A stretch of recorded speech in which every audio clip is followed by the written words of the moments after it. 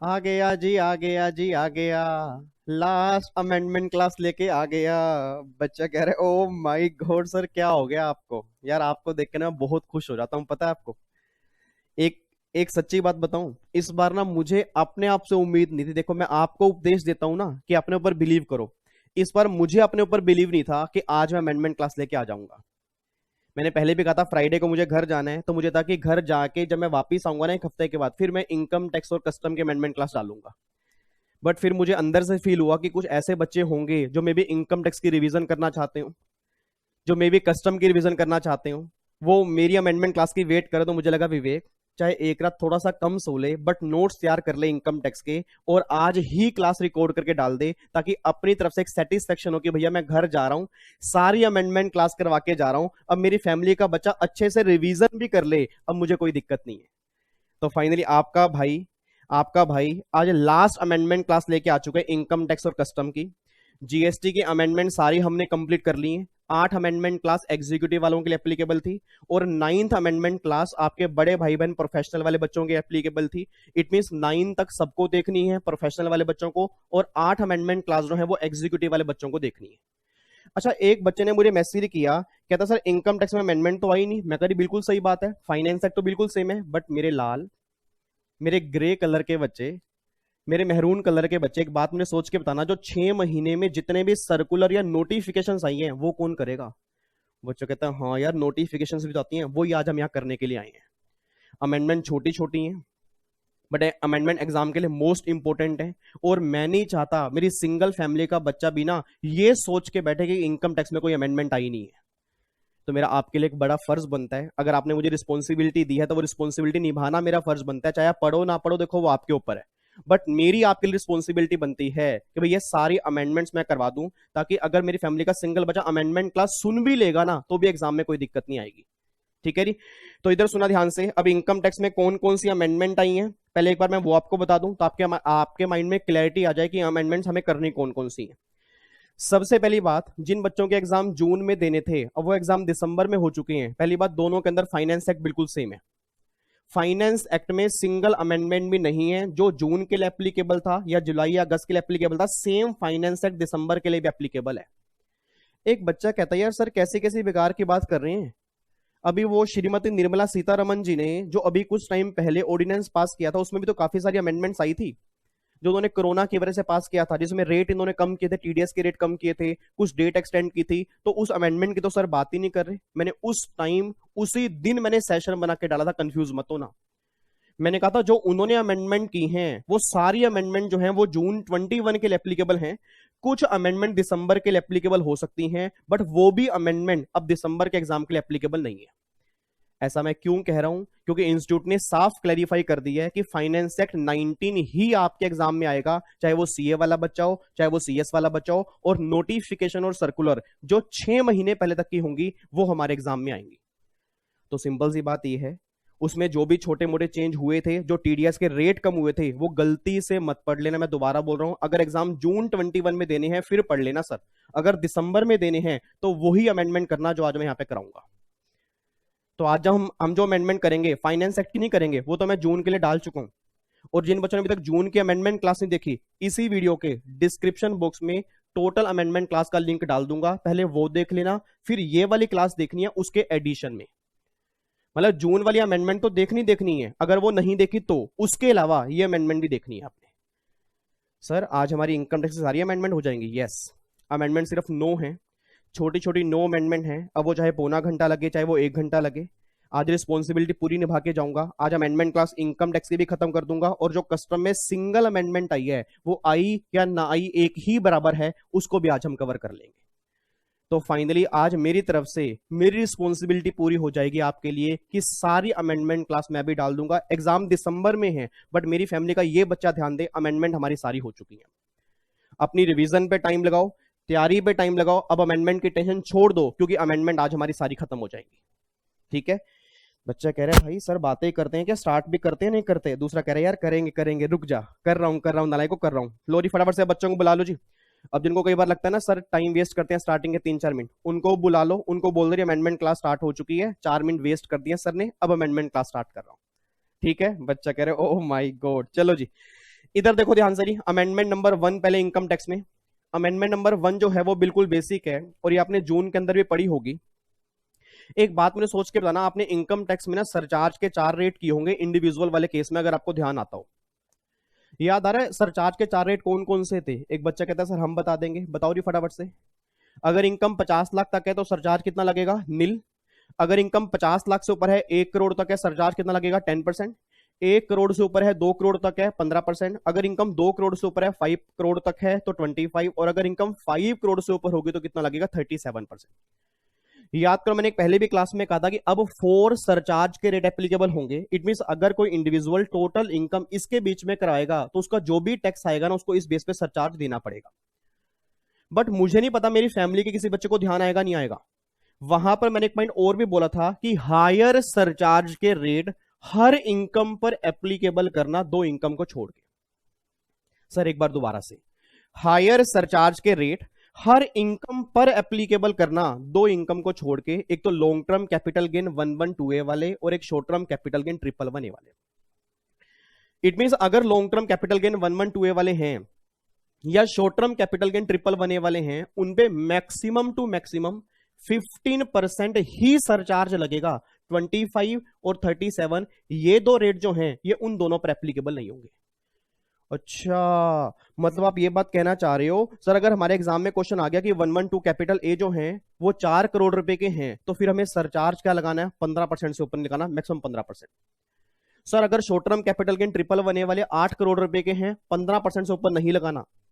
अगर normal income जो है वो उस स्लैब में कवर होगी उसके बेस पे वहां वो रेट लगेंगे, बट इन दोनों इनकम पर हाईएस्ट रेट जो होगा वो 15% ही लगेगा। सर ये तो हमें लग रहा है क्वेश्चन बन सकता है। यस, अब यहां पे कुछ कंफ्यूजन थी तो गवर्नमेंट ने वो क्लियर कर दी है। उस कंफ्यूजन को मैं एग्जांपल के थ्रू क्लियर करूंगा और आपको दिखा दूंगा। आप में से 70% बच्चा अगर आंसर गलत ना दे फिर आप मुझे बोल देना। जिन बच्चों को लग रहा है ना हमें आता है, अभी दिखा दूंगा, आप एग्जाम्पल देख लेना फिर मुझे बताना कि आपको प्रॉब्लम क्या आती है और आप गलती कहां करोगे। देखो मैंने क्या लिखा है, हायर सरचार्ज रेट एप्लीकेबल नहीं होंगे। हायर का मतलब 25 37 ये दोनों एप्लीकेबल नहीं होंगे। एक तो लॉन्ग टर्म और एक short term. Long term short term कौन से? 112A वाले और 111A वाले, इन दोनों पर एप्लीकेबल नहीं होंगे। एग्जाम्पल 1 ध्यान से पढ़ना जी। एग्जाम्पल 1 है long term capital gain 112A वाला 30 लाख है, short term capital gain 111A वाला 25 लाख है, अदर इनकम 40 लाख है। बताओ ये सरचार्ज कैसे कैसे लगेगा? एक बच्चा बैठा है, क्या हुआ सर? नींद आ रही है। नालायक इधर देखो ध्यान से, फटाफट से मुझे रेट बताओ। बताओ जी सरचार्ज का रेट क्या लगेगा? लॉन्ग टर्म पे नहीं लगेगा, शॉर्ट टर्म पे नहीं लगेगा, सिर्फ अदर इनकम पे लगेगा। इधर आ जा नालायक, मैंने ये बोला कि इन दोनों पे सरचार्ज नहीं लगेगा। मैंने ये बोला कि 25% और 37% वाले रेट एप्लीकेबल नहीं होंगे। एक बात मुझे सोच के बताओ, इन सबको अगर मैं टोटल करूंगा तो मेरी इनकम जो बनेगी ना वो कितनी बनेगी? 95 लाख बनेगी। मतलब 50 लाख से ज्यादा है, 1 करोड़ तक है, तो सरचार्ज का रेट क्या है? 10% है। तो भैया 10% तो लगना ही है, 10% तो लग ही जाएगा ना। तो जो भी इनका टैक्स निकल के आएगा ना उसमें 15% नहीं 10% यहां पे सरचार्ज एप्लीकेबल होगा। रटने वाला बच्चा ये भी ध्यान दे, मैंने ये नहीं कहा कि इन दोनों की इनकम पर 15% ही सरचार्ज लगेगा, मैंने कहा है 15% तक लगेगा। अब अगर रेट ही 10% है तो फिर वो 10% लगेगा। तो यहां तो सिंपल सी बात है, इनकम 1 करोड़ तक है तो भैया इसका अलग टैक्स निकाल लो क्योंकि इसके रेट अलग है। इसका अलग टैक्स निकाल लो, इसके रेट अलग है। इस पे स्लैब रेट लगा के अलग टैक्स निकाल लो। जो भी टैक्स आएगा उस टैक्स का 10% सरचार्ज एप्लीकेबल कर दो, पहले का आंसर ही आएगा। कोई दिक्कत कोई परेशानी? मजा नहीं आया ना क्वेश्चन करके? अगला क्वेश्चन देखो, धीरे धीरे मजा आएगा। अगला क्वेश्चन देखो जी, long term capital gain 112A है 60 lakh, short term capital gain 111A के 65 लाख है, अदर इनकम 50 लाख की है। अब सोच के बोला, अगर मैं इन सबको बोल दूं, इन सबको एग्रीगेट कर दूं तो इनकम 1 करोड़ से ज्यादा है, 2 करोड़ तक है। और अगर इनकम 1 करोड़ से ज्यादा है और 2 करोड़ तक है तो सरचार्ज का रेट कितना है? 15%। सरचार्ज का कितना है? 15% है। तो यहां पे जो भी टैक्स आएगा सरचार्ज लग जाएगा 15%। कोई दिक्कत कोई परेशानी है ही नहीं भैया, सिंपल सी बात है। 15% तक तो एप्लीकेबल है ही है ना। तो भैया इनकम अगर 2 करोड़ तक है, इसका टैक्स निकालो, इसका टैक्स निकालो, इसका टैक्स निकालो, जो टैक्स आएगा उसमें 15% सरचार्ज एप्लीकेबल कर दो, इसमें कोई दिक्कत नहीं है।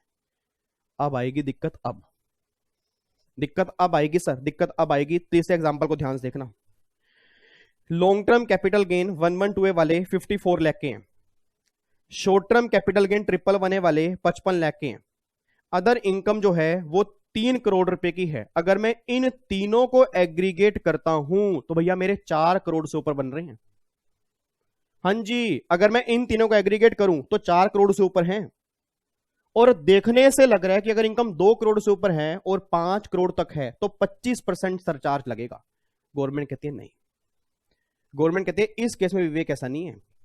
अगर तेरी टोटल इनकम, बहुत ध्यान से लाइंस को सुनना, अगर तेरी टोटल इनकम इन दोनों को छोड़ के 2 करोड़ से ऊपर होगी और 5 करोड़ तक होगी तो तेरी उस इनकम पर 25% रेट लगेगा और लॉन्ग टर्म और शॉर्ट टर्म पर 15% लगेगा।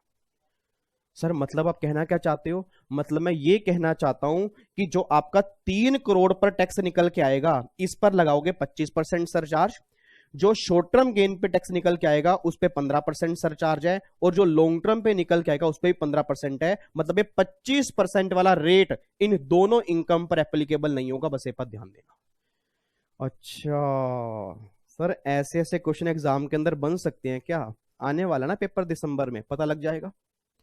जो बच्चे भी हवा में घूम रहे हैं कि क्या क्वेश्चन बनेगा, हम तो सब क्वेश्चन कर देंगे सर। अगर इस तरह से क्वेश्चन बन गया तो आप गलती करोगे। तभी मैंने कहा था कि अमेंडमेंट के साथ में एग्जाम्पल करने बहुत जरूरी है।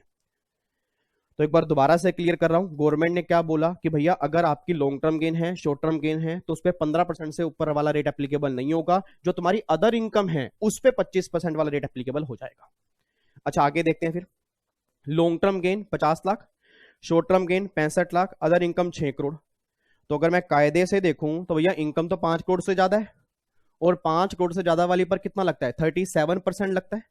बट गवर्नमेंट कहती है 37% जो सरचार्ज लगेगा ना सिर्फ इस इनकम पर लगेगा बस। जो ये दोनों ऊपर वाली इनकम है इस पे 15% से ऊपर नहीं लगेगा, तो उसका टैक्स अलग निकाल के 15% सरचार्ज वहां ऐड करो, और नीचे वाली इनकम का टैक्स अलग निकाल के 37% सरचार्ज यहां पर ऐड करो। तो इस तरह से आपकी सरचार्ज की एप्लीकेबिलिटी होती है, इस तरह से। ठीक है री, तो समझ में आ गया। पहले केस में 10% सारी इनकम पर, दूसरे केस में 15% सारी इनकम पर, तीसरे केस में सारी इनकम पर 25 नहीं, उन इनकम पर 15 और अदर इनकम पर 25, और फिर फोर्थ केस में उस इनकम पर 15, अदर इनकम पर 37। अब मजा आएगा क्वेश्चन नंबर 5 में। फटाफट चेक करो question number 5। Long term capital gain 60 lakh, short term capital gain 55 lakh, और अदर इनकम जो है वो 1 करोड़ 10 लाख की है। अदर इनकम 1 करोड़ 10 लाख की है। अब मुझे फटाफट से बोल देना, अगर मैं इन सबको एग्रीगेट कर रहा हूं, अगर मैं इन सबको एग्रीगेट कर रहा हूं तो इनकम 2 करोड़ से ज्यादा बन रही है। अगर मैं इन सबको एग्रीगेट करूं तो इनकम 2 करोड़ से ज्यादा है, और अगर 2 करोड़ से ज्यादा है, 5 करोड़ तक है, तो 25% रेट एप्लीकेबल होगा ना। तो गवर्नमेंट कहती है नहीं, गवर्नमेंट कहती है नहीं जी। गवर्नमेंट ये बात कहती है कि अगर तेरी अदर इनकम जो है वो 2 करोड़ से ज्यादा होगी फिर 25% रेट एप्लीकेबल है। तो अपने आप सोच के बोल देना, ये मेरी इनकम कितनी है? 1 करोड़ 10 लाख है ना, ये मेरी इनकम 1 करोड़ 10 लाख है। तो भैया 1 करोड़ अगर 10 लाख है तो भैया ये इनकम मेरी 2 करोड़ तक है। 1 करोड़ से ऊपर है, 2 करोड़ तक है, तो रेट एप्लीकेबल कितना होगा? 15%। तो ये जितना भी आपका इन सब पे टैक्स निकल के आएगा तो सरचार्ज आपका 15% लगेगा बस। मैं दोबारा बोल दूं, लो को बहुत ध्यान समझ लो। कई बच्चे जाने की तैयारी कर रहे हैं, कह रहे चल भाई चल, कुछ समझ नहीं आ रहा, बाद में दोबारा देख लेंगे, वापस आ जाएंगे। रुक जाओ नालायको, रुक जाओ, 2 मिनट तो रुक जाओ, सुन के जाओ। लो ये बात कहता है, लो ये बात कहता है कि अगर तुम्हारी टोटल इनकम 2 करोड़ तक है, अगर तुम्हारी टोटल इनकम 2 करोड़ तक है तो उस केस में सरचार्ज तो 15% लगेगा। अगर तुम्हारी टोटल इनकम उन 2 स्पेशल इनकम को छोड़ के 2 करोड़ से ज्यादा है तो फिर जो अदर इनकम होगी उस पर 25 लगाना, उस पर 15 लगाना। ऐसे ही तुम्हारी टोटल इनकम उन दोनों इनकम को छोड़ के 5 करोड़ से ज्यादा है तो उस इनकम पे 37 लगाना, उस पे तुम 15 लगाना। और अगर तुम्हारी, अब सोच के बोलना, अब यहां पे मेरा एग्रीगेट जो है वो तो 2 करोड़ से ज्यादा है। सर अगर ये 60 लाख है, 55 लाख है, 1 करोड़ 10 लाख है, तो अगर मैं कायदे से देखूं तो मेरे ख्याल से मेरी इनकम 2 करोड़ 15 लाख आ रही है। तो अगर 2 करोड़ 15 लाख है तो इनकम 2 करोड़ से ऊपर है, 5 करोड़ तक है, तो कायदे से देखूं तो यहां पे सरचार्ज मेरा 25% वाला आना चाहिए। बट गवर्नमेंट कहती है नहीं, गवर्नमेंट कहती है जो तुझे टोटल इनकम चेक करनी है ना 2 करोड़ से ऊपर, वो तुझे अदर इनकम चेक करनी है, इनका एग्रीगेट चेक नहीं करना। इनका एग्रीगेट 2 करोड़ से ऊपर चेक नहीं करना। गवर्नमेंट कहती है तेरी टोटल इनकम उन दोनों इनकम को छोड़ के अगर 2 करोड़ से ऊपर होगी तब तेरे ऊपर लगेगा 25% सरचार्ज, क्योंकि उन दोनों को तो 25% में कवर ही नहीं करना। आपको मैं दिखा देता हूं, ये साइड में लिखा हुआ है ना, यहां पे पढ़ लेना। देखो ए, इधर देखो, टोटल इनकम एक्सेप्ट, इन दोनों इनकम को छोड़कर अगर 2 करोड़ से ऊपर है, ये देखो यहाँ पे अदर इनकम 3 करोड़ है, 2 करोड़ से ऊपर है, तब जाके मैंने 25 लगाया। ऐसे ही मेरी टोटल इनकम इन दोनों को छोड़ के 5 करोड़ से ऊपर है, मेरी अदर इनकम देखो कितनी है, 6 करोड़ है, तब जाके मैंने 37 लगाया। बट यहाँ पे मेरी सोच के बोलना, मेरी अदर इनकम जो है क्या वो 2 करोड़ से ऊपर है? क्या वो 2 करोड़ से ऊपर है? एग्रीगेट 2 करोड़ से ऊपर है सर, एग्रीगेट 2 करोड़ से ऊपर है। और जबकि गवर्नमेंट ने क्या बोला, ये वाली इनकम तेरी अगर 2 करोड़ से ऊपर होगी तब जाके 25% में आएगा। तो सिंपल सी बात यह है, तो इन सब पे जो भी टैक्स आएगा उसका 15% ही सरचार्ज एप्लीकेबल होगा। बच्चा जो गलती करता है ना, वो इस एग्जांपल में करता है। सीएस में कभी आज तक बना नहीं, सीए में कभी आज तक बना नहीं, बट बनने के चांसेस हैं, क्योंकि जब गवर्नमेंट ने क्लैरिफिकेशन निकाली तो उसमें एग्जांपल दिए थे, और जहां बच्चा गलती कर सकता है तभी मैंने आपको एग्जांपल दी है। अब सोच के बोलना, जो बच्चा बिना एग्जांपल के अमेंडमेंट कर रहा है, वो कह रही अमेंडमेंट आई क्या है, बस यही तो है कि हायर सरचार्ज रेट इस इनकम पे नहीं लगेगा, उसको ये नहीं पता उसकी एप्लीकेशन क्या होगी। तो मैं एग्जांपल आपके सामने दोबारा से लिख रहा हूं, एग्जांपल आपके सामने दोबारा से दिखा रहा हूं। ये है एग्जांपल 1 को देख लेना, एग्जांपल 2 की फोटो कॉपी मतलब फोटो कर लेना और लिख लेना, आपके सामने है। फिर एग्जांपल 3 आपके सामने ये है, एग्जांपल 3 आपके सामने है, और फिर एग्जांपल 4 आपके सामने है, ठीक है। और ये एग्जांपल 5 आपके सामने है। अगर किसी बच्चे को डाउट आता है तो जो मेरे सैटरडे संडे में डाउट सेशन होते हैं ना, तो आप उसके अंदर ही पूछ सकते हो, मुझे कोई दिक्कत नहीं है। बट उम्मीद करता हूं आपको डाउट आना बनता नहीं है, क्योंकि अमेंडमेंट वैसे जून की थी, बट कुछ लोगों को प्रॉब्लम थी तो गवर्नमेंट ने क्लैरिफाई की है। तो ये अमेंडमेंट ऑलरेडी हम जून में कर चुके हैं, बट जिन्होंने जून में नहीं की तो वो अब दोबारा समझ लें इस अमेंडमेंट का एक्चुअल मीनिंग क्या है। तो अब जाके हमारी अमेंडमेंट 1 खत्म हुई है, कोई दिक्कत तो नहीं है। सर कौन कहता है इनकम टैक्स में अमेंडमेंट आसान है, हमारे तो पहले अमेंडमेंट को देख के तोते हो गए। कुछ भी नहीं है नालायक को, एग्जाम्पल घर बैठ के ध्यान से करोगे ना, मेरी बातों को समझ के करोगे तो अमेंडमेंट कुछ भी नहीं है। बस इतना ध्यान रखना कि जो आपकी टोटल इनकम है उन दोनों को इनकम को छोड़ के वो कितनी है। अगर वो 2 करोड़ से ऊपर है, क्या वो वाली इनकम 5 करोड़ से ऊपर है, तब हायर सरचार्ज रेट लगेंगे, और उस इनकम पे ही हायर लगेंगे। जो स्पेशल इनकम है उस पे 15% से ऊपर लग ही नहीं सकता, ठीक है जी। ये आ जाके अमेंडमेंट नंबर 1 खत्म हो गई। अमेंडमेंट नंबर 2 आ जाओ जी। अब आई होप आपने एग्जांपल उतार लिए होंगे, कोई डाउट है अभी मत पूछना, जो मेरे डाउट सेशन होते हैं सैटरडे संडे को उसके अंदर पूछ लेना। अमेंडमेंट नंबर 2 पे आओ जी, कैपिटल गेन। अमेंडमेंट बिल्कुल छोटी सी है जी, बेकार के अमेंडमेंट है, मेरे अकॉर्डिंग एग्जाम के लिए इतनी रेलिवेंट भी नहीं है। ये अमेंडमेंट है ओनली फॉर दिल्ली, जो यूनियन टेरिटरी दिल्ली है सिर्फ उसके लिए एप्लीकेबल है। आप सब जानते हो जब लास्ट ईयर में इलेक्शंस थे ना, तो बीजेपी गवर्नमेंट और दिल्ली गवर्नमेंट जो है, आज दिल्ली के अंदर बहुत सारी अनऑथोराइज कॉलोनी है। अब एक बात मैंने सोच के बोला, दिल्ली में काफी सारी अनऑथोराइज कॉलोनी है, तो आप सब जानते हो केजरीवाल मफलर। अब जो केजरीवाल जी ने क्या किया था, काफी अनऑथोराइज कॉलोनीज को ना ऑथोराइज कॉलोनी में कन्वर्ट किया था। क्यों भैया, वोट बैंक है, इलेक्शन है, वोट लेने हैं मुझे। अब सोच के बोला, जब उस अनऑथोराइज कॉलोनी को ऑथोराइज कॉलोनी में कन्वर्ट किया, तो उस टाइम ऑथोराइज कॉलोनी के सर्टिफिकेट मिले होंगे उन सब लोगों को जो उस कॉलोनी में रहते थे। अच्छा, जब वो अनऑथोराइज कॉलोनी होगी तो वैसी बात है उन लोगों ने उस घर की थोड़ी बहुत पेमेंट तो की होगी, किसी ना किसी से पोजेशन तो लिया होगा ना, बट वो कॉलोनी थी सारी अनऑथोराइज, अब तोड़ कैसे दे, सारा वोट बैंक खत्म होता है।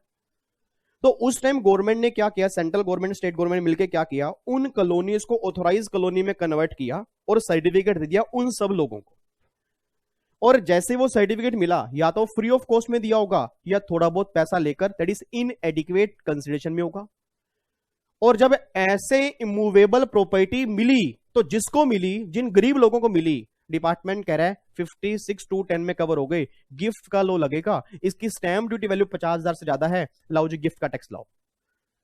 वो गरीब आदमी कह रहा बाबूजी क्या हो गया, मैं तो पहले यहां रहता ही था, अभी इस कॉलोनी को आपके गवर्नमेंट ने ही ऑथोराइज कर दिया, और जो अब मुझे सर्टिफिकेट मिला, चाहे वो विदाउट मिला चाहे वो इनएडिक्वेट के अंदर मिला, बट मैं गिफ्ट के लो में कवर नहीं होना चाहता। अगर आप गिफ्ट के लो में कवर कर लोगे तो बिना बात की टैक्सेबिलिटी आ जाएगी। तो गवर्नमेंट ने अमेंडमेंट 2 की एक सर्कुलर नोटिफिकेशन इंसर्ट किया। गवर्नमेंट ने बोला जी अगर दिल्ली में कोई अनऑथोराइज कॉलोनी को, सिर्फ दिल्ली की बात कर रहा हूं सर, मैं दोबारा बोल रहा हूं, सिर्फ दिल्ली, आप चेक कर सकते हो अमेंडमेंट की, अगर आप नोटिफिकेशन देखोगे उसमें सिर्फ यूनियन टेरिटरी दिल्ली की ही बात की गई है।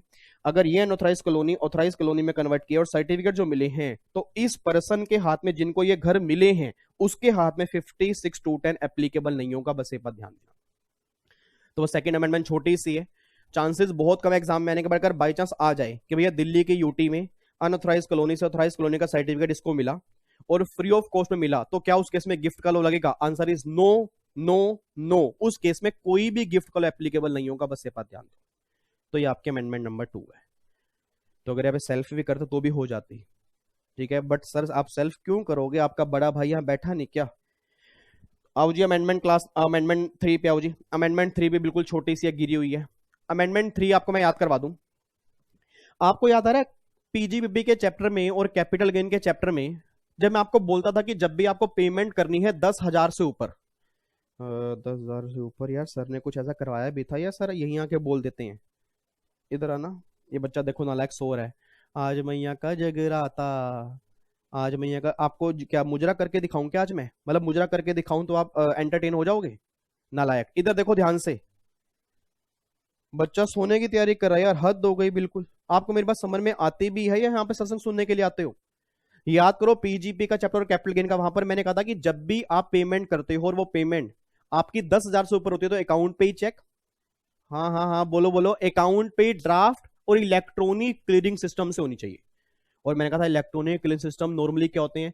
एनईएफटी हो गया, आईएमपीएस हो गया, डेबिट कार्ड हो गया, क्रेडिट कार्ड हो गया। मैं क्लास के अंदर बोलता था ना। अब जो हम क्लास में बोलते थे, हम सब मिलकर क्लास में बोलते थे, उसको गवर्नमेंट ने अब आइडेंटिफाई कर दिया कि जो ऑनलाइन मोड है उस ऑनलाइन मोड में कौन कौन से मोड आएंगे, और वो एग्जॉस्टिव लिस्ट है जी। इसके अलावा कोई ऑनलाइन मोड नहीं चलेगा। ये बात मैं नहीं कह रहा, ये लो में ही आ गई है। तो सिंपल सी बात है, अकाउंट पे ही चेक तो है, अकाउंट पे ड्राफ्ट भी है। जो ऑनलाइन मोड वाला था, जो गवर्नमेंट नोटिफाइड करेगी, उस ऑनलाइन मोड का मतलब क्या है अब गवर्नमेंट क्लासिफाई कर चुकी है। तो आपको मैं दिखा देता हूं। देखो 35AD, 48(3), 3A, 43(1), 50C, 43CA, 44AD, 56, 80JJAA, कहीं पर भी जहां लिखा था ना other mode, other mode, other online mode, तो उस अदर ऑनलाइन मोड का मतलब क्या है? ये इनकम टैक्स डिपार्टमेंट की आपके सामने नोटिफिकेशन है, अगर आपको दिख रही हो सामने। और यहां पे देखो गवर्नमेंट ने क्या बोला है जी, एक रूल 6BBA, 6A यहां गवर्नमेंट ने क्लैरिफाई कर रही है जी। देखो नेमली, नेमली का मतलब जी एग्जॉस्टिव लिस्ट होती है जी। नेमली का मतलब एग्जॉस्टिव लिस्ट होती है। क्या बोल दिया? Credit card, debit card, net banking, IMPS, UPI करते हो ना, यूपीआई ट्रांसफर, आरटीजीएस, एनईएफटी और भीम आधार पे, सिर्फ यही पेमेंट एप्लीकेबल हैं। इसके अलावा कोई भी ऑनलाइन मोड यहां पे नहीं आएगा। अब यहाँ पे इन्होंने ये फोन पे, मेरे ख्याल से फोन पे हो गया या कोई और पे होते हैं, कई तरह के होते हैं, तो यहाँ पे नहीं है। सिर्फ ध्यान रखना जी, आपके मन में अब जो भी ऑनलाइन चल रहा है उसको बाहर निकाल दो, आपने इससे पेमेंट करनी है। सर मेरे पास तो फोन पे है सर, नालायक। तो अगर फोन पे है तो IMPS, UPI, RTGS, NEFT, Bhim कुछ भी डाउनलोड करके कैसे भी करके ऑनलाइन पेमेंट कर दो। तो गवर्नमेंट ने अब जो क्लासिफाई किया है, क्योंकि पहले नॉर्मली क्या बोलते थे, कोई भी ऑनलाइन मोड, तो गवर्नमेंट ने बोला कोई भी का मतलब कोई भी नहीं, कोई भी का मतलब सिर्फ अब ये। तो अकाउंट पे ही चेक, आज के बाद अगर क्वेश्चन बनेगा अकाउंट पे ही चेक, अकाउंट पे ड्राफ्ट और इलेक्ट्रॉनिक क्लियरिंग सिस्टम में debit card, credit card, net banking, IMPS, NEFT, RTGS, UPI और आपका भीम, ये वाला जो ऐप है, इसके थ्रू आप पेमेंट कर सकते हो, कोई दिक्कत नहीं है। और ये बात मैं नहीं कह रहा सर, अब डिपार्टमेंट ने ही क्लैरिफाई कर दिया। तो एग्जाम में जब भी क्वेश्चन बनेगा, एग्जाम में जब भी क्वेश्चन बनेगा, बहुत ध्यान से आंसर देना कि अगर इनमें से कोई मोड होगा तो चलेगा, इसके अलावा कोई मोड होगा तो नहीं चलेगा। बात समझ में आ रही है? तो ये अमेंडमेंट क्लास, अमेंडमेंट 3 है। अमेंडमेंट क्लास बार बार बोल रहा हूं, अमेंडमेंट 3 है कि भैया अब ये जो नोटिफाइड मोड में गवर्नमेंट बता चुकी है, अब मैं आपको दोबारा बोल रहा हूं, इसकी फोटो क्लिक कर लेना जी, ठीक है। इसके अलावा कोई भी मोड अब एप्लीकेबल नहीं है, इसी मोड से आपको पेमेंट करनी होगी। ये ऑनलाइन मोड है, ये बात ध्यान देना। और ये एग्जॉस्टिव लिस्ट है क्योंकि नेमली वर्ड लिखा हुआ है, ठीक है। सर अमेंडमेंट तो अच्छी अच्छी आई हैं, हमें तो लगा था कुछ अमेंडमेंट नहीं। अमेंडमेंट तो सारी अच्छी हैं जी, 3 अमेंडमेंट करवा दी है मैंने। सबसे पहले amendment, higher surcharge rate long term short term पे नहीं लगेगा, 112 111 पे। Amendment number 2, capital gain unauthorised colony authorised colony आपकी गिफ्ट की टैक्सेशन में कवर नहीं होंगी। Amendment number 3, account payee cheque, account payee draft के साथ अब जो ऑनलाइन मोड था उसको क्लासिफाई कर दिया गया, उसके थ्रू ही पेमेंट करनी है, उसके अलावा कहीं और से पेमेंट नहीं करनी। अमेंडमेंट 4 जो है, याद करो पीजीपी के चैप्टर में एक सेक्शन 35(1)(2 हम करते थे। 35(1)(2) 35(1)(1) तो सर ने कहा था वो रिवेन्यू खर्चा 100% अलाउड होता है, और भाई 35(1)(4) सर ने कहा था वो कैपिटल खर्चा 100% होता है। नालायक सर 35(1)(2) पूछने हैं। 35(1)(2) में याद करो मैंने कहा था कि अगर हम किसी को डोनेशन देते हैं और ऐसे इंस्टीट्यूट को डोनेशन देते हैं जो नॉर्मली हमारे लिए काम नहीं करते, पब्लिक के लिए काम करते हैं, और अगर उसको डोनेशन दी है तो मुझे 150% की डिडक्शन मुझे मिल जाती है। मे भी अगर आपको ध्यान रहो 35(1)(2 यहां पर मैंने कहा था टाटा मेमोरियल हॉस्पिटल, आज अगर इसको डोनेशन दो वो 35(1)(2 में कवर है। कोई भी रिसर्च एसोसिएशन, रिसर्च इंस्टीट्यूट जो 35(1)(2 में कवर होगा, अगर हम उसको डोनेशन देंगे तो 150% मिल जाती है। अब 35(1)(2 में एक इंस्टीट्यूट इन्होंने अप्रूव कर दी है जो गुड़गांव के अंदर है, जो गुरुग्राम के अंदर है। आज अपने पापा को बोल देना, अगर आपके फादर साहब बिजनेसमैन है और अगर उस इंस्टीट्यूट को डोनेशन देते हैं तो 35(1)(2 में कवर हो जाएंगे। सर कौन सा है, हम तो गुड़गांव में रहते हैं, हमें तो नाम पता लग जाएगा। आपके सामने है जी, institute of pesticide formation of technology, institute of pesticide formulation of technology Gurugram. देखो गुरुग्राम के अंदर है, has been approve by central government for 35(1)(2। It means अगर मान लो आज किसी कंपनी ने, किसी पर्सन ने जो बिजनेसमैन है डोनेशन दी है पेस्टिसाइड फॉर्मुलेशन टेक्नोलॉजी को, तो उस केस में डिडक्शन क्लेम कर लेगा 150% अंडर सेक्शन 35(1)(2। तो ये छोटी सी अमेंडमेंट है। तो एग्जाम में क्वेश्चन ये बन सकता है, एमसीक्यूज आपके पेपर हैं, एमसीक्यूज के अंदर ही बनेगा कि भैया इसमें से कौन सा इंस्टीट्यूट 35(1)(2 में अप्रूव है। तो ध्यान रखना नया नाम जो भी इंसर्ट हुआ है that is institute of pesticide formulation of technology. दोबारा बोलो, institute of pesticide formulation of technology. अब ये 35(1)(2 में गवर्नमेंट ने अप्रूव कर दिया, ये भी 150% की डिडक्शन में कवर हो जाएगा। लो जी 4 अमेंडमेंट हमारी हो गई। अमेंडमेंट नंबर 5 पे आ जाओ। याद करो एक सेक्शन नंबर 115 बा और 115 बाब। ये 115 बा और 115 बाब क्या है भाई? यार ऐसा अगर बोलोगे ना तो मूड खराब हो जाता है मेरा। कोई है बच्चा जो मुझे बता दे 115 बा और 115 बाब का मतलब क्या है? 115 बा और 115 बाब में क्या है? डोमेस्टिक कंपनी के जो कंसेशनल रेट है, याद करो 22% और 15% वाले। हाँ हाँ हाँ हाँ सर, सॉरी सर, वैसे तो डोमेस्टिक कंपनी पर 25% और 30% है ना, बट मैंने कहा था जून के अंदर 2 अमेंडमेंट आई थी 115 बा और 115 बाब की डोमेस्टिक कंपनी 15% और 22% वाले रेट भी ले सकती है। तो अब गवर्नमेंट ने फॉर्म आइडेंटिफाई कर दी है। अब जैसे ही मैंने बोला ना फॉर्म, एक बच्चा कहता है ले भाई इस बार का पेपर पक्का समझ ले आएगा आएगा, क्योंकि हमारे एग्जाम में फॉर्म बहुत आते हैं। आपने बिल्कुल सही समझा, आपके एग्जाम में फॉर्म नंबर बहुत आते हैं, और कोई बड़ी बात नहीं, दिसंबर के अंदर फॉर्म नंबर बन जाएगा। तो अगर किसी ने ऑप्शन लेना 115 बा का, अगर किसी ने 115 बा का ऑप्शन लेना है तो आप याद करो form number 10 IC 10 IC 10 IC, और अगर 115 बाब का ऑप्शन लेना है तो आईडी। ऐसे याद कर लो, एसी और बीडी, एसी और बीडी, एसी और बीडी, एसी और बीडी। पीनी नहीं है नालायको, सिर्फ याद करने के लिए बोल रहा हूं कि अगर 115 बा की बात करेंगे, एग्जाम में आ गया 115 बा के लिए फॉर्म नंबर, तो बा का मतलब ए से मतलब सी, एसी, तो 10 आईसी। आई ध्यान रखना कहीं आई भूल जाओ, 10 सी करके आ जाओ, आई बीच में तो आएगा ही आएगा, ठीक है ना। 10 आईसी, और अगर 115 बाब है तो ऐसे मत करके बैठ जाना पेपर के अंदर, ऐसे करके बैठ जाओ कहीं एग्जाम में, चल बाहर चल नालायक। तो ऐसे बस माइंड में लेके आना 115 बाब, बाब का मतलब बीडी, तो मतलब 115 बाब के लिए है 10 आईडी, ये फॉर्म नंबर है। और ये इलेक्ट्रॉनिक फॉर्म में मैनुअल फाइल नहीं करने, इलेक्ट्रॉनिक मोड के अंदर फाइल करने हैं, बस ये बात ध्यान देना, ठीक है जी। तो ये आपके अमेंडमेंट नंबर 5 है। 2 फॉर्म नंबर आइडेंटिफाई कर चुके हैं, 115 बा के लिए 10 आईसी और 115 बाब के लिए 10 आईडी। ये 2 फॉर्म नंबर आपको फिल करने होंगे, ठीक है, कोई दिक्कत तो नहीं है। उसके बाद फिर अमेंडमेंट 6 है जी। अमेंडमेंट 6 भी एक छोटी सी अमेंडमेंट है। आप सब जानते हो लास्ट ईयर जो बजट आया था ना, एक तो इंटरिम बजट था और एक फाइनल बजट था, और फाइनल बजट कहीं जाके जुलाई के अंदर अनाउंस हुआ था, और जो हायर सरचार्ज रेट एप्लीकेबल हुए थे, तो obvious सी बात है वो जुलाई के अंदर जब आया था तो उस टाइम एप्लीकेबल हुए थे लास्ट ईयर। अब सोच के बोला हायर सरचार्ज कौन से, वही 10, 15, 25 और 37%। अब मेरे ख्याल से जुलाई में जाके जब अमेंडमेंट आई तो गवर्नमेंट ने बोला, सीतारमन जी ने बोला अब सरचार्ज के ना 4 रेट एप्लीकेबल होंगे, और आपको मैंने क्लास के अंदर भी कहा था कि जब भी टीडीएस काटने वाला टीडीएस काटता है तो उस टीडीएस के रेट में कई बार उसको सेस और सरचार्ज ऐड करने पड़ते हैं। अब जिसने अप्रैल मई जून के अंदर पेमेंट की होगी उसको तो पता ही नहीं होगा भाई हायर सरचार्ज के रेट आएंगे, क्योंकि हायर सरचार्ज कब आए? जुलाई में। तो अब जुलाई में अनाउंसमेंट की सीतारमन जी ने, उन्होंने क्या बोला कि भैया जो पर्सन इस प्रीवियस ईयर में इनकम कमाएगा और इस लिमिट से ऊपर कमाएगा ना, उसको ये सरचार्ज देना पड़ेगा।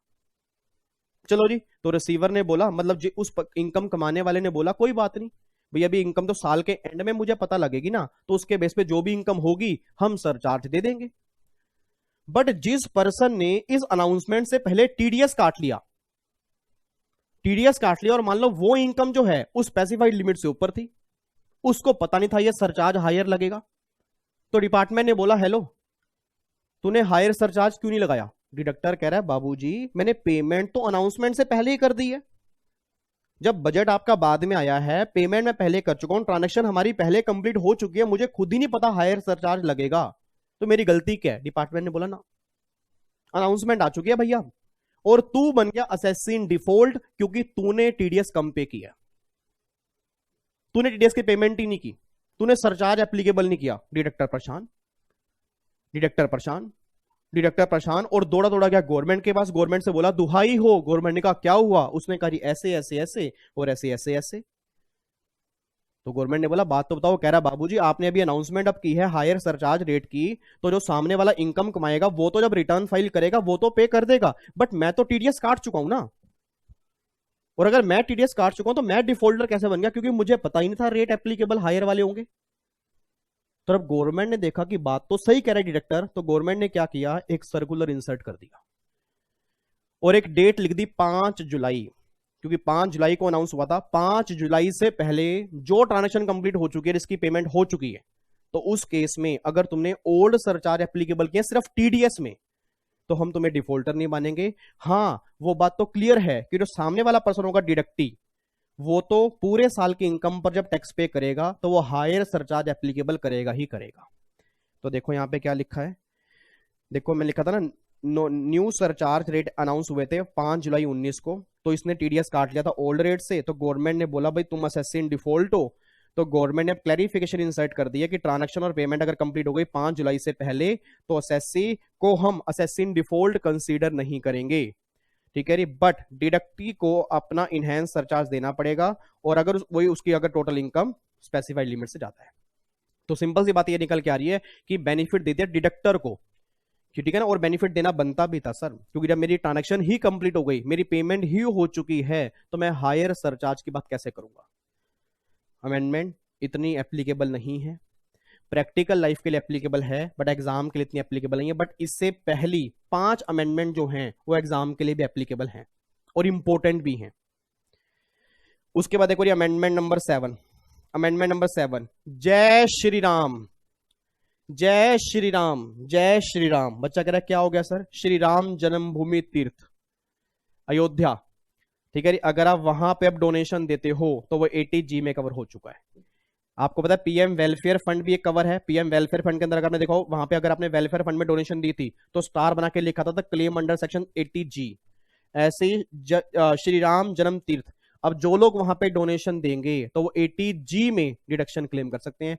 आप समझ सकते हो गवर्नमेंट की इंटेंशन क्या है, कि गवर्नमेंट को पैसा चाहिए, ठीक है, और लोगों के अंदर श्रद्धा है। अब जिनके अंदर श्रद्धा है वो जो लोग डोनेशन दे रहे हैं वो सब डिडक्शन क्लेम कर लेंगे 80G के अंदर। तो श्री राम जन्मभूमि तीर्थ 80G में अब ये कवर हो चुका है, आप डिडक्शन क्लेम कर सकते हो 80G की। ये अमेंडमेंट नंबर 7 है, तो 80G में क्लोज आया नया बस।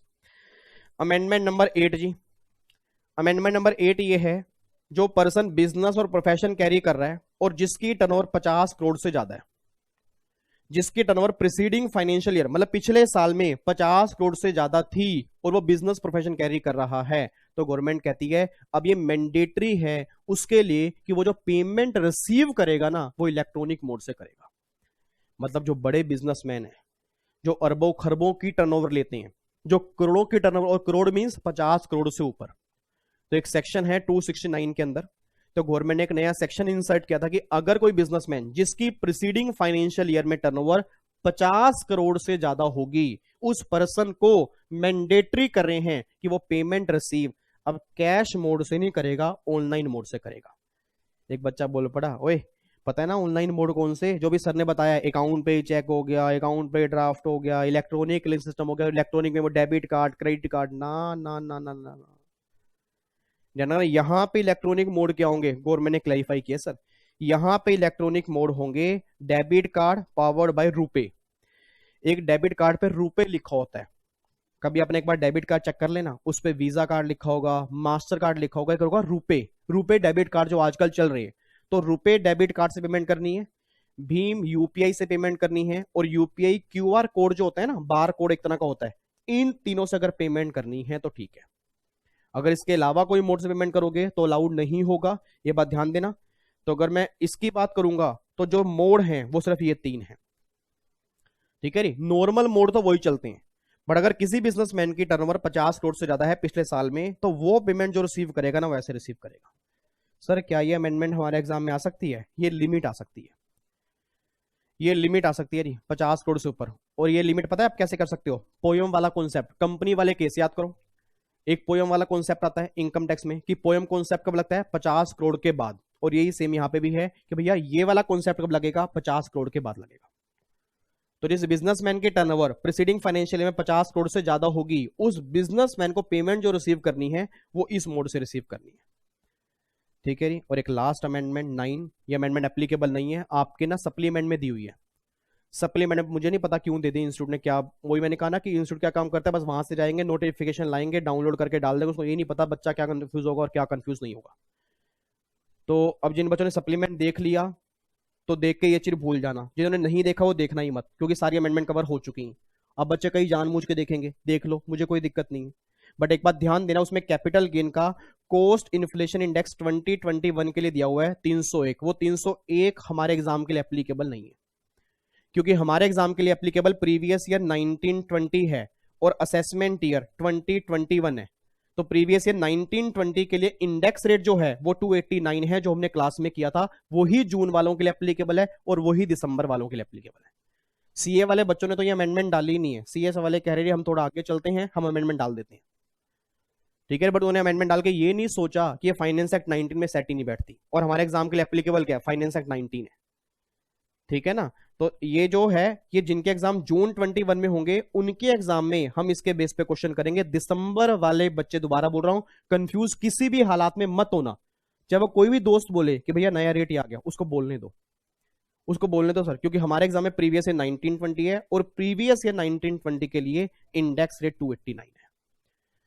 बात समझ में आ रही है? अगर इंस्टीट्यूट लास्ट टाइम पे क्लैरिफाई कर दे रही नए रेट आपका ये वाला है, तब की तब बात करेंगे, ठीक है जी। अदरवाइज आपका जो इंडेक्स रेट है वो 289 ही करना है। 301 सिर्फ माइंड में लेके चलो कि जो प्रीवियस ईयर 2021 आएगा अगला, जिनके एग्जाम जून 21 में है, उनके एग्जाम में 301 हो चुका है, बट हमारे एग्जाम तो दिसंबर में है। तो सीए वाले बच्चे तो छोड़ ही दें, सीएस वाले बच्चे भी ध्यान दें, उनको 289 करना है, 301 से उनको कोई वास्ता नहीं है, ठीक है जी। तो लो जी, अब जाके इनकम टैक्स से सारी अमेंडमेंट हो चुकी हैं और मेरे ख्याल से हमारा 35 मिनट लगे होंगे बस। अब देखो 35 मिनट में सारी अमेंडमेंट कवर हो गई हैं। एक बार दोबारा से फटाफट से 2 मिनट लगेंगे, सभी बच्चे अलर्ट हो जाओ जी, सीधे सीधे बैठो, फटाफट से, जल्दी जल्दी सीधे बैठो जी। अमेंडमेंट नंबर 1 बताओ जल्दी जी। अमेंडमेंट नंबर 1 जो आपके हायर सरचार्ज रेट है, बताओ रही, जो आपके हायर सरचार्ज रेट है वो एप्लीकेबल नहीं होंगे। लॉन्ग टर्म कैपिटल गेन 112 है और short term capital gain triple बने पर अमेंडमेंट नंबर 1 ही हो गई। अमेंडमेंट नंबर 2 में क्या था?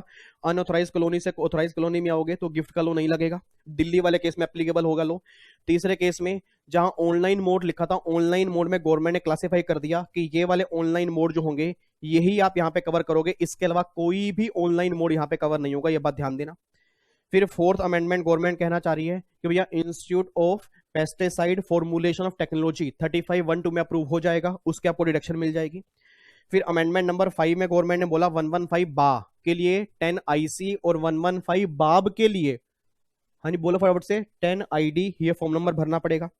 अमेंडमेंट 6 में बोला डिडक्टर ने अगर 5 जुलाई से पहले ट्रांजेक्शन कंप्लीट हो गई, पेमेंट हो चुकी है, उसमें अगर सरचार्ज नए वाले रेट एप्लीकेबल नहीं भी किया तो भी कोई दिक्कत वाली बात नहीं है, क्योंकि अनाउंसमेंट उसके बाद आई थी। बट हाँ डिडक्टी जब पूरे साल की इनकम कैलकुलेट करेगा और वो इनकम उसकी स्पेसिफाइड लिमिट से ऊपर होगी तो उस पर वो सरचार्ज रेट एप्लीकेबल होगा। रिलैक्सेशन जो है वो डिडक्टर के लिए है, डिडक्टी के लिए नहीं है। उसके बाद जी अमेंडमेंट फिर यहाँ पे 7, जय श्री राम जन्मभूमि तीर्थ पर 80 जी अब कवर हो चुका है जी। और अमेंडमेंट नंबर 8 जो बिजनेस प्रोफेशन कैरी कर रहे हैं जिनकी टर्नओवर प्रीसीडिंग फाइनेंशियल ईयर में 50 करोड़ से ज्यादा है उनको पेमेंट रिसीव करनी है debit card powered by RuPay, Bhim UPI और यूपीआई क्यूआर कोड। और अमेंडमेंट नंबर 9 में कोई अमेंडमेंट नहीं है। 301 इंडेक्स रेट हमारे एग्जाम के लिए एप्लीकेबल नहीं है, हमारे एग्जाम में 289 इंडेक्स रेट एप्लीकेबल है। एक बच्चा कहता है सर सप्लीमेंट में तो इसके अलावा भी और अमेंडमेंट दी हैं, वो सारी की सारी एग्जाम्शन वाली हैं, ठीक है री, वो आपको सारी याद नहीं करनी है। मैंने पहले भी कहा एग्जाम्शन लिस्ट अनगिनत है, उसके पीछे मत भागना। तो जितनी मोस्ट रेलिवेंट अमेंडमेंट थी इनकम टैक्स में जो दिसंबर एग्जाम के लिए एप्लीकेबल थी वो सारी यहां पे कवर हो चुकी है, ठीक है री। तो सब बच्चों को बोल देना इनकम टैक्स की अमेंडमेंट खत्म हो चुकी है। अब कस्टम के अमेंडमेंट भी सुन लो, अब 2 मिनट यहां पे सुन ही लो जी। अब कस्टम की एक अमेंडमेंट, और ये अमेंडमेंट नहीं है सर, एग्जीक्यूटिव वाले बच्चे तो निश्चिंत हो जाए। अगर तुमने अपना सप्लीमेंट देखा हो तो सप्लीमेंट में कस्टम में क्या पता क्या लिखा है, ये अमेंडमेंट लिखी नहीं सप्लीमेंट में। देखो जो थोड़ी बहुत है वो तो सप्लीमेंट में लिखी नहीं, जिसका कोई लेना देना नहीं है वो सप्लीमेंट में लिख दिया। आपके आईसीएसआई के सप्लीमेंट में क्या लिखा है, एक सेक्शन लिखा है, कह रहे वहां ना फाइनेंस बिल नाम लिखा हुआ है तो फाइनेंस बिल को फाइनेंस एक्ट कर देना, वाह जी वाह। तो वो तो किसी को भी पता है ना, फाइनेंस एक्ट आ जाएगा तो फाइनेंस एक्ट ही लिखा जाएगा, तो इसको मैं अमेंडमेंट बोलूं, अमेंडमेंट नहीं है वो। एक अमेंडमेंट है, एक अमेंडमेंट है, चाहे वो एग्जीक्यूटिव वाला बच्चा हो चाहे वो प्रोफेशनल वाला बच्चा हो, सिर्फ एक अमेंडमेंट है, सिर्फ सुन लेना, इसके अंदर कुछ मुश्किल बात नहीं। इसके अंदर लिखी है कि जब आप सेकंड हैंड मशीनरी जब इंपोर्ट करते हो और उसकी वैल्यू निकालते हो तो इसमें इन्होंने कुछ फॉर्म नंबर आइडेंटिफाई किए हैं, उस फॉर्म नंबर को बस ध्यान देना आपने।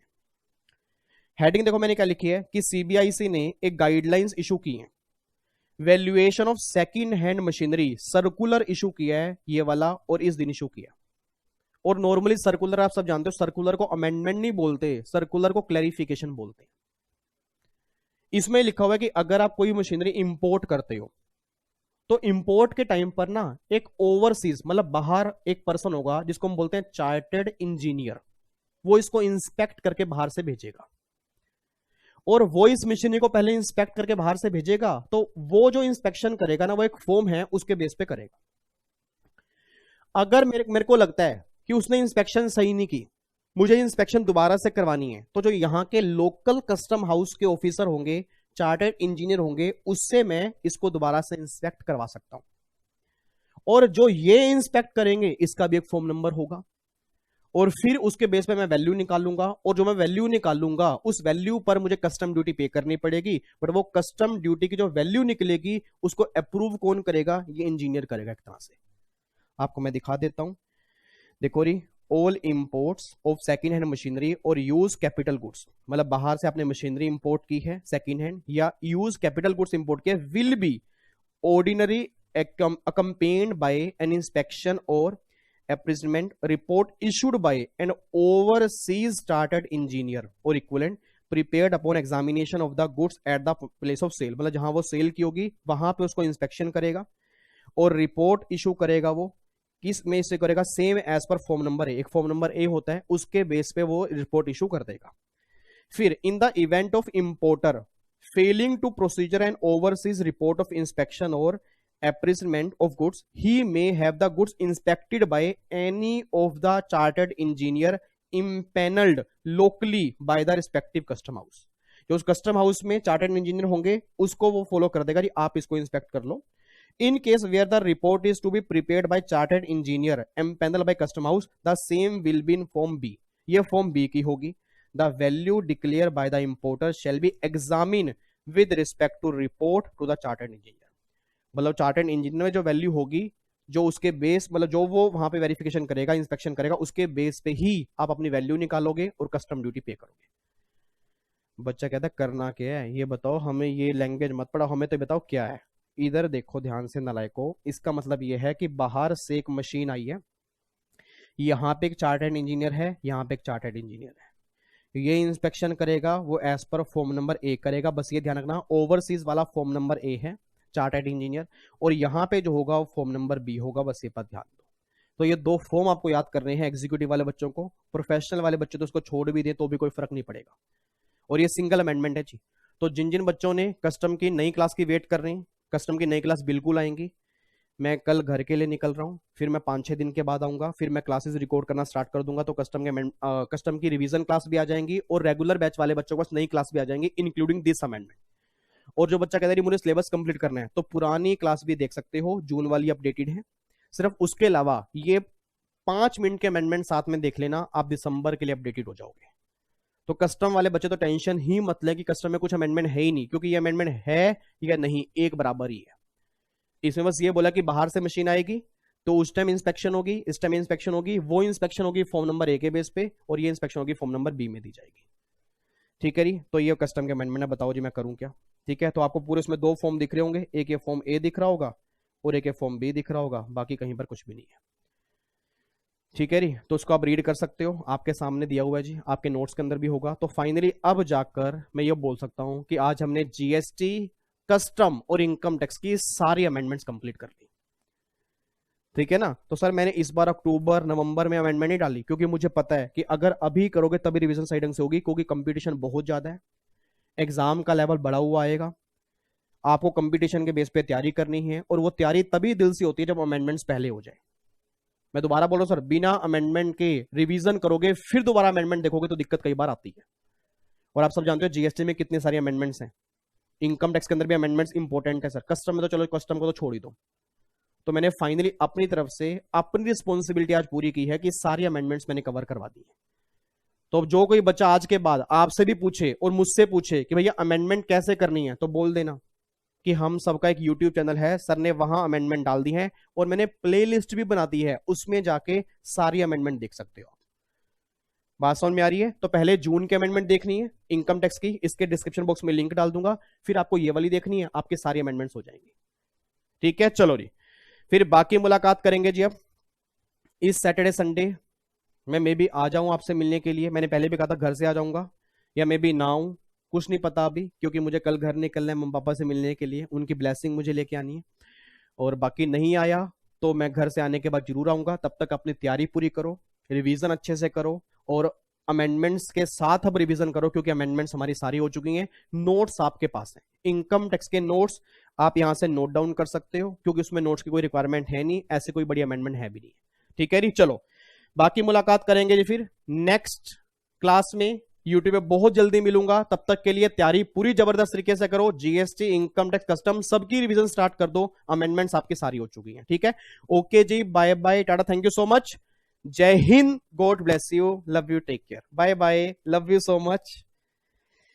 बच्चा कह रहा है happy journey, happy journey, happy journey, thank you, thank you, thank you, thank you, thank you. मुझे पता आपके दिल में हैप्पी जर्नी चल रहा होगा ना, मैंने इसलिए बोल दिया। थैंक यू सो मच जी, God bless you, love you all.